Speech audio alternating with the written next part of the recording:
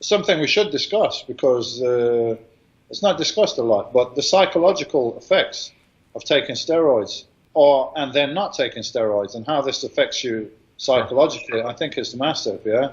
And I think a lot of people suffer from psychological issues, depression and so on, when they're coming off steroids because you're on all this male hormone that makes you feel very positive and you get used to that. And then, at least in my case, because I'm this character that's very extreme, I always told myself, I'm doing this, I'm taking these steroids and whatever because it's my profession and I have to do it, right?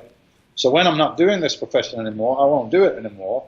And that was it. I just, from one day to the next, I just stopped. And I didn't do, I didn't really taper off. I didn't take HCG. It was just like extreme, like, that's it, fuck it, I'm stopping.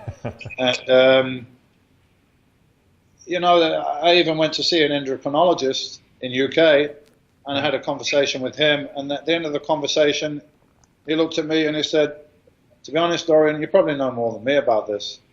And I was like, well, that's fucking helpful, right? Like, I'm talking to an endocrinologist here, but he didn't have an experience with strength athlete or bodybuilder or whatever who's been taking steroids for years and stopped taking them and so on. So I think it needs to be discussed, and people need to be careful when they're taking or, and they're coming off.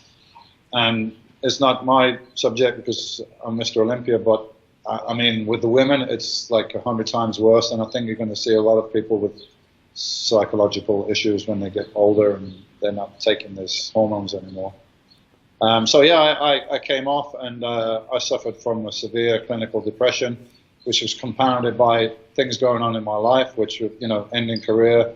My marriage was falling apart. I get divorced. Somebody close to me died. There was a whole lot of stuff going on that was enough to make anyone depressed anyway, and that was compounded with me having like normal testosterone and so on. So it was really a pretty tough time for me all around.